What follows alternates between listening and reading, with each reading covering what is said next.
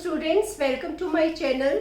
अगर आपने मेरा चैनल अभी तक सब्सक्राइब नहीं किया है तो प्लीज़ उसे सब्सक्राइब करो और बेल आइकन ज़रूर प्रेस करना ताकि मेरे सारे वीडियोस की अपडेट आपको रेगुलरली मिलती रहे। So children, today I am going to start with the second chapter of your eco book. Name of chapter is sectors of Indian economy. Now, to understand an economy, it can be best understood when we study its sectors. So, in this chapter, we would read about the classification of various sectors of economy on various bases.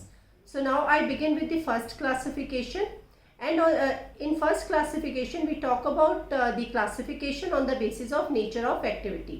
When I say nature of activity, so I mean by this that what kind of activity is performed in that sector. Now, for example, there are three types of economic activities: primary activity, secondary activity and tertiary activities. So, primary sector, when we talk about primary activity, we call it primary sector. So, a primary sector involves the activities in which we involve the use of natural resources. मतलब जो भी resources हमें nature से directly मिलते हैं, तो जब हम उन्हें nature से obtain करते हैं, वो जो activities होती हैं, वो activities primary activities होती हैं and they are the part of primary sector. यहाँ पे जैसे अगर हम बात करें कि अगर हम क्रॉप्स की बात करते हैं, कल्टीवेशन की बात करते हैं या एग्रीकल्चरल एक्टिविटीज़ की बात करते हैं, so this sector can be called as agricultural sector also, and this is the sector which forms the basis of other sectors. कैसे? क्योंकि इसी सेक्टर से हमें नेचुरल रिसोर्सेज मिलते हैं और उन रिसोर्सेज को यूज़ करके बाकी के जो सेक्टर्स हैं, जैसे कि अगर जब मैं नेक्स्ट सेक्टर की बात करूंगी, then I will explain. So that is how it forms the basis of all other sectors. Now I come to the second sector and that sector is called as the secondary sector. So all the natural resources we obtain from the nature, they are to be now transformed into a finished good. मतलब किसी न किसी तरीके का एक process चाहिए होता है, क्योंकि जो नेचर है, नेचर प्रोडक्ट्स नहीं बनाती है, नेचर हमें सिर्फ रॉ मटेरियल देती है या रिसोर्सेज देती है और फिर उनको हमें ट्रांसफॉर्म करना होता है, जिसके लिए एक प्रॉपर प्रोसेस चाहिए होता है जिसको मैन्युफैक्चरिंग कहते हैं. And this sector is also called as manufacturing sector और an industrial sector. So for example, if I give you the example of cotton है कि कॉटन हम ग्रो करते हैं and that is a part of agricultural activity.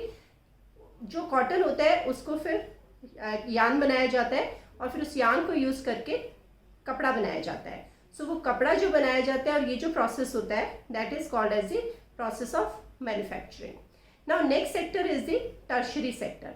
When I talk about tertiary sector, so there is not any kind of production of goods is involve in this sector. And यहाँ पे क्या होता है कि जो भी दूसरे सेक्टर्स हैं, उन सेक्टर्स की डेवलपमेंट में जो प्राइमरी सेक्टर है और सेकेंडरी सेक्टर है, उनकी डेवलपमेंट में ये सेक्टर हेल्प करता है. For example, I would like to give you an example कि जैसे कि अगर मैं प्राइमरी सेक्टर की बात करूं या अगर मैं यहाँ पे फिर से एग्रीकल्चर की बात करूं, तो जो हम खेतों में किसान उगाता है उसको हमें या किसानों को भेजना होता है इंडस्ट्रीज़ तक. तो उसको वहाँ से इंडस्ट्रीज़ तक या फैक्ट्रीज तक पहुँचाना, तो उसमें ट्रांसपोर्टेशन की ज़रूरत होती है. इसी तरीके से मैन्युफैक्चरिंग के बाद जो गुड्स एंड प्रोड्यूस की जाती है उनको मार्केट तक पहुँचाना होता है फॉर सेलिंग. सो उसमें भी ट्रांसपोर्टेशन की ज़रूरत होती है. And not only transportation, there are like so many other services involve in this process. कि अगर किसी को ऑर्डर प्लेस करना है तो फ़ोन करना है तो कम्युनिकेशन का रोल आ जाता है. तो ये जो सेक्टर है, it includes mainly the sector which helps in the development of primary and secondary sector, and it acts as an aid or support to other sectors. And there are some activities in this sector which are also called as services. जैसे कि अगर हम teachers की बात करें, doctors की बात करें, so they are part of the service sector. So this is the tertiary sector. Now the question is that what is the contribution of each sector in the economic growth of a country or in the economic development of country. जब हम contribution की बात करते हैं तो contribution भी दो form में हम कंपेयर कर सकते हैं. One thing is that what is the contribution as far as the GDP of the country is concern of each sector. And second thing is that employment, कि किस सेक्टर में कितने लोग एम्प्लॉयड हैं. तो हम ये कंपेरिजन इन दो बेसिस पे कर सकते हैं. तो when I talk about the contribution in GDP, so economist ने सजेस्ट किया है कि जब हम किसी भी सेक्टर की कंट्रीब्यूशन की यहाँ पे बात करते हैं, so only the value of goods produced in each sector और services produced in each sector should be counted. यहाँ पे एक बात क्लियर करना जरूरी है कि only the value of final goods should be counted, not the intermediate goods. Final goods are the goods which are ready to use और ready for use. तो जो गुड्स मार्केट में आती हैं डायरेक्ट कंजम्पशन के लिए, उनको आप फाइनल गुड्स बोल सकते हो। तो यहाँ पे क्या होता है कि जैसे अगर मैं एग्जांपल दूँ आपको गेहूं का, कि जो किसान है वो गेहूं उगाता है, अब उसने वो गेहूं बेचा मान लो 10 रुपीज़ kg के हिसाब से या 20 रुपीज़ kg के हिसाब से, और वो गेहूं फिर प्रोसेस होके आटा बना और वो आटा मार्केट में फिर से बेचा गया, एक और उस पर वैल्यू ऐड कर दी गई, और उसके बाद अगर किसी बेकर ने, जो ब्रेड बनाने वाला है, उसने उसको यूज़ किया और फाइनली जो ब्रेड मार्केट में आई और कंज्यूमर ने उसको यूज़ किया, तो उसकी जो वैल्यू है that value should be counted as part of the value of final good. So this is how the comparison of each sector is done as far as the contribution to GDP is concerned. Now what is GDP? GDP का मतलब क्या होता है? So GDP refers to the value of, you can say, final goods and services which are produced in each sector during a particular year within the country. पूरे देश के अंदर पूरे एक साल में हर सेक्टर में से जो भी प्रोडक्शन हुई है वो उसको इकट्ठा जब काउंट किया जाता है, so that is called as GDP. Now when we talk about these sectors and their contribution, so there has been a change, or you can say that a shift has taken place as far as the contribution of each sector is concerned. Now when we talk about this, so for example, initially in all the countries, or like we talk about India, the primary sector was the most important sector of economic activity. उसके बाद क्या हुआ कि नए नए methods आने लगे, irrigation improve हुई, एडवांस टेक्नोलॉजी का यूज़ किया गया, तो उससे एग्रीकल्चर प्रोडक्शन बढ़ी। जब एग्रीकल्चर प्रोडक्शन बढ़ी तो it also led to development of various other activities, जैसे ट्रेडिंग एक्टिविटी को यहाँ पे बढ़ावा मिला, और इन सब की वजह से फिर सेकेंडरी सेक्टर जो था उसमें ग्रोथ होने लगी, and secondary sector became the important as far as the growth was concerned or contribution was there. But then in last few years it has been seen in most of the developed countries that tertiary sector has become the largest contributor, or you can say the shift has taken place कि शुरू में जो primary sector था वो ज़्यादा influencing था, लेकिन उसके बाद शिफ्ट हुआ सेकेंडरी सेक्टर में और सेकेंडरी सेक्टर से टर्शियरी सेक्टर में. Now I come to another form of comparison, and now there are two graphs given on this slide, and one graph shows the contribution as far as the GDP is concerned of each sector, and the second graph shows the contribution as like how many number of people are employed in one particular sector. So there are there is a comparison of like the 1970-71 के period में और 2010-11 के period में यहाँ पे एक comparison किया गया है. सो इस कंपैरिजन में ये बताया गया है कि अगर आप इसको ध्यान से देखोगे तो आप देख सकते हो कि अगर हम जीडीपी की बात करें तो tertiary sector presently is the largest contributor. But अगर हम एम्प्लॉयमेंट की बात करें सो एम्प्लॉयमेंट में पहले भी primary sector was the highest contributor, की प्राइमरी सेक्टर में सबसे ज़्यादा लोग एम्प्लॉयड थे और अभी भी प्राइमरी सेक्टर में ही सबसे ज़्यादा लोग एम्प्लॉयड हैं.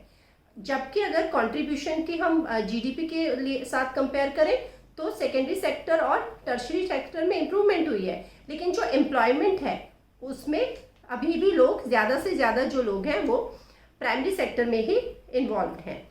ऐसा इसलिए है कि जो ऐसा ये है कि शायद जो सेकेंडरी सेक्टर और टर्शियरी सेक्टर है उसमें the government has not been successful in making creating more jobs.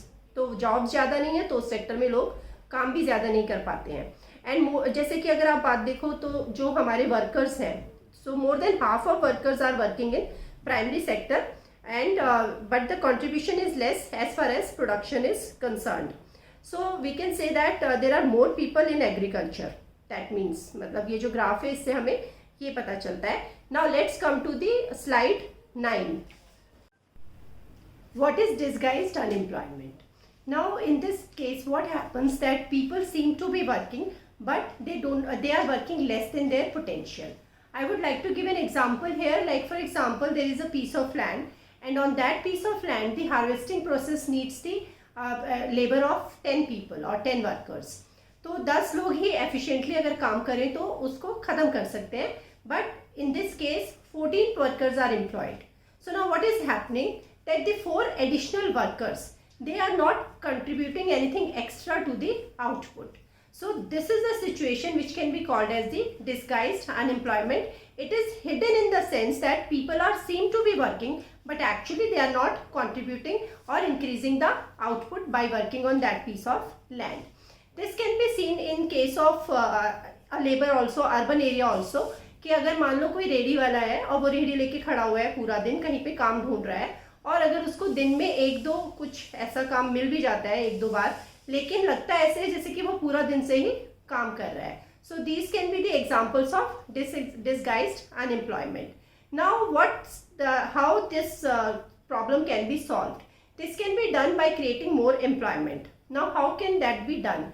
See, the government can spend some money on creation of jobs, and it can also provide loans, क्योंकि अगर loans लोग लेते हैं तो वो अपना कोई छोटा मोटा business setup कर सकते हैं, or a new dam can be constructed, or the government can promote local industries. So this is the way a government can create more employment.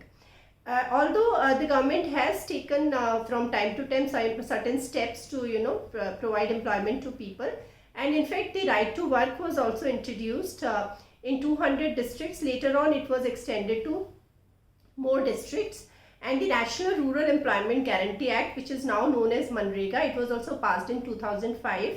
MNREGA पे एक क्वेश्चन आ सकता है, direct question, features of this act. So you all must know each point related to this act. According to this, the government tries to provide 100 days of work to a person who is willing to work and who is looking for a job.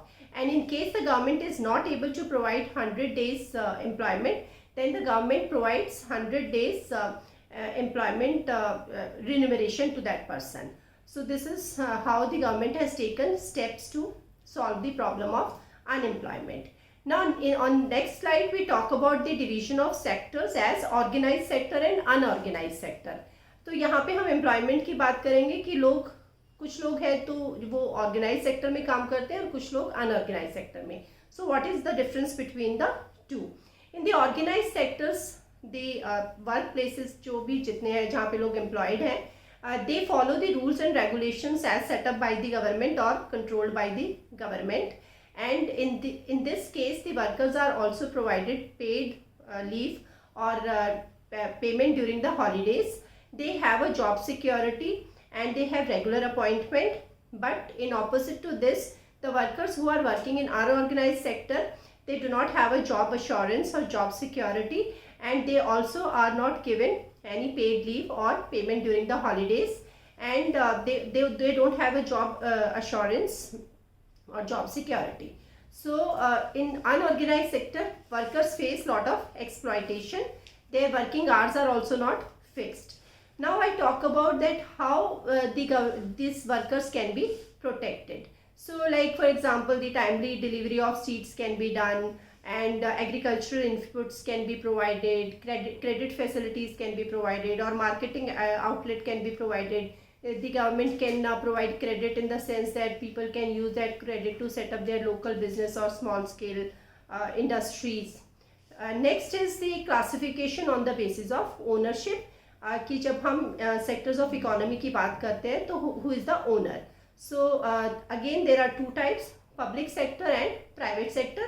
In the public sector, all the industries are owned by the government and regulated by the government. For example, post office, railways, etc. And in the private sector, the industries are owned by the private individuals. For example, the Reliance, or you can say Tata Steel Industries Limited. So children, this is how to understand the economy of a country, you need to understand the sectors of economy and their classification on various basis. So I have discussed all this in this video, and I would be also uploading the super 20 or 30 question answers from this chapter. So stay tuned for that. Thank you so much.